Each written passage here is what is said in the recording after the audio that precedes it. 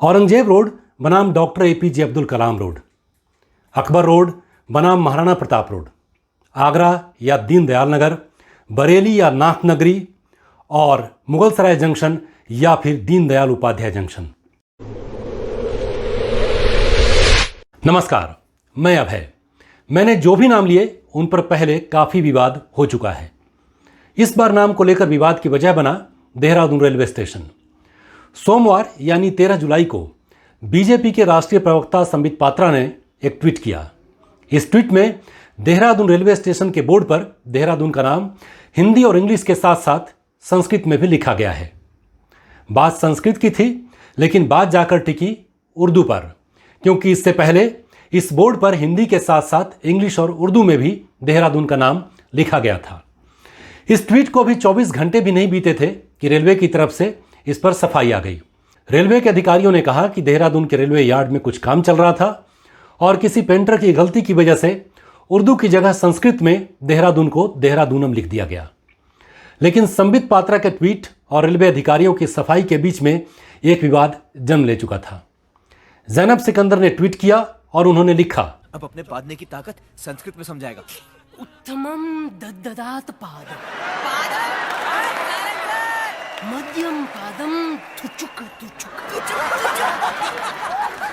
जैनब सिकंदर के इसी ट्वीट पर रिएक्शन देते हुए शाहिद सिद्दीकी ने लिखा कि दरअसल ये मामला संस्कृत को बढ़ावा देने का नहीं है, बल्कि उर्दू को खत्म करने का है। जैसा कि मैंने पहले कहा, नाम को लेकर पहले भी विवाद होते रहे हैं, लेकिन पिछले कुछ सालों में ऐसे विवादों में काफी तेजी देखने को मिली है। ऐसा नहीं है कि शहरों के नाम में, सड़कों के नाम में या फिर रेलवे स्टेशन के नाम में परिवर्तन मोदी सरकार के वक्त में ही किया गया है। पहले भी मद्रास का नाम बदलकर चेन्नई किया गया, बॉम्बे मुंबई हो गई, कलकत्ता का नाम कोलकाता हो गया और बेंगलोर को बेंगलुरु पुकारा जाने लगा। यही नहीं, दिल्ली में भी कनॉट प्लेस का नाम बदलकर राजीव चौक कर दिया गया, लेकिन इस पर कहीं भी कोई सवाल नहीं खड़ा हुआ। दुनिया भर में कई बड़े शहरों के नाम अलग अलग वजहों से बदले गए। मसलन रूस के सेंट पीटर्सबर्ग का नाम पीटरग्राद कर दिया गया था सन 1914 में, क्योंकि अधिकारियों को लगता था कि ये नाम जर्मन ज़्यादा लगता है और रूस का कम लगता है। इसके बाद 1924 में लेनिन की मृत्यु के बाद इसका नाम लेनिनग्राद कर दिया गया। एक बार फिर से 1991 में सोवियत संघ के विघटन के बाद इसका नाम सेंट पीटर्सबर्ग कर दिया गया। लेकिन हमारे देश में विवाद होते हैं। आलोचकों का कहना है कि एक नाम सिर्फ एक नाम भर नहीं होता, बल्कि उसमें इतिहास और संस्कृति का भी समावेश होता है। इसीलिए इनका मानना है कि अगर कलकत्ता का नाम कोलकाता कर दिया गया, मद्रास का नाम चेन्नई कर दिया गया और बंबई का नाम मुंबई कर दिया गया, तो ये बातें बहुत ही तार्किक हैं, क्योंकि ये नाम अंग्रेजों के औपनिवेशिक काल में रखे गए थे। इसलिए इन शहरों का नाम बदलकर इन्हें 200 साल की गुलामी की मानसिकता से निकाला गया है। लेकिन जब बात मुगलसराय की होती है, बात जब बरेली की होती है या फिर अकबर रोड या औरंगजेब रोड की बात होती है, तो इनकी भौहें तन जाती हैं। यहाँ इनका तर्क है कि हम मुगलों के काल को गुलामी का काल नहीं मान सकते हैं। हालांकि बीजेपी पिछले 1200 सालों को गुलामी का काल ही मानती है। यही नहीं, प्रधानमंत्री नरेंद्र मोदी ने 2014 में कहा था कि हमारे देश को 1200 सालों की गुलामी की मानसिकता से बाहर निकलना है। हम लोग हिंदुस्तान की आजादी के इतिहास से भली भांति परिचित हैं। अंग्रेज लोग हमारे देश में शासन करते थे। उसके पहले कई लोगों ने हमारे देश पर शासन किया। करीब 1200 साल तक हम गुलाम रहे। आलोचकों का कहना है कि यही वजह है कि मोदी सरकार इस्लामी संस्कृति के प्रतीकों को खत्म कर रही है और फिर इसके बाद बात हिंदुत्व बनाम इस्लाम या फिर हिंदू बनाम मुस्लिम पर आकर टिक जाती है। खैर, एक बार फिर लौटते हैं देहरादूनम पर। रेलवे का मैनुअल कहता है कि किसी भी रेलवे स्टेशन का नाम हिंदी और इंग्लिश के साथ साथ किसी राज्य की राजकीय भाषा में भी लिखा जा सकता है।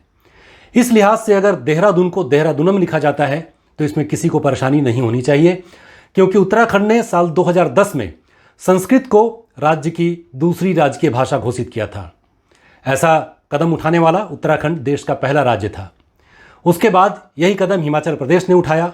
यानी अगर उत्तराखंड में और हिमाचल प्रदेश में किसी भी रेलवे स्टेशन का नाम हिंदी और इंग्लिश के साथ संस्कृत में लिखा जाता है, भले ही उसमें उर्दू न हो, तो इसमें भी किसी को किसी तरह की आपत्ति नहीं होनी चाहिए। उत्तराखंड में 2019 में रेलवे की तरफ से इसकी शुरुआत की गई थी। ये प्रक्रिया शुरू हुई थी, लेकिन उर्दू को लेकर जब विरोध शुरू हुआ तो फिर इसे ठंडे बस्ते में डाल दिया गया। देश के कई राज्यों में आपको रेलवे स्टेशनों के नाम उर्दू में लिखे हुए नहीं मिलेंगे। मसलन अगर आप असम जाते हैं तो वहाँ पर किसी भी रेलवे स्टेशन का नाम आपको हिंदी, इंग्लिश और असमिया भाषा में देखने को मिलेगा। इसी तरीके से आप केरल जाते हैं तो वहाँ पर भी किसी रेलवे स्टेशन का नाम उर्दू में नहीं लिखा होता, बल्कि हिंदी, इंग्लिश और मलयालम भाषा में ये नाम आपको देखने को मिलेंगे। हिंदी के नाम पर कई विरोध आंदोलन देख चुके तमिलनाडु में भी रेलवे स्टेशनों के नाम हिंदी, इंग्लिश और तमिल भाषा में लिखे जाते हैं। देश में 4 राज्य ऐसे हैं जहां पर उर्दू को दूसरी राजकीय भाषा का दर्जा प्राप्त है। ये राज्य हैं बिहार, उत्तर प्रदेश, दिल्ली और तेलंगाना। तो इन राज्यों से जब भी आप गुजरेंगे तो आप गौर करेंगे कि यहाँ रेलवे स्टेशनों के नाम हिंदी, इंग्लिश और उर्दू में लिखे जाते हैं। तेलंगाना में एक खास बात जुड़ जाती है, क्योंकि यहाँ की स्थानीय भाषा तेलुगु है, तो यहाँ रेलवे स्टेशनों के नाम 4 भाषाओं में लिखे जाते हैं, हिंदी, इंग्लिश, उर्दू और तेलुगु। जम्मू कश्मीर में उर्दू को राजकीय भाषा का दर्जा दिया गया था, इसलिए आप जब कभी श्रीनगर रेलवे स्टेशन पर जाएंगे तो वहाँ नाम आप हिंदी, इंग्लिश और उर्दू में लिखा पाएंगे। तो बात यह है कि देहरादून को अगर संस्कृत में देहरादूनम भी लिखा जाता है तो मुझे इसमें उर्दू पर हमले की कोई बात समझ में नहीं आती है, क्योंकि एक भाषा के तौर पर उर्दू हमारी बोलचाल में कुछ इस कदर घुल चुकी है कि इसे अलग करना नामुमकिन है। इस वीडियो में फिलहाल इतना ही। ये वीडियो आपको कैसा लगा ये मुझे ज़रूर बताएं। इस वीडियो को आप लाइक करें और बेल आइकन को ज़रूर दबाएं, जिससे कि मैं अगला वीडियो डालूं तो उसकी जानकारी आपको मिलती रहे।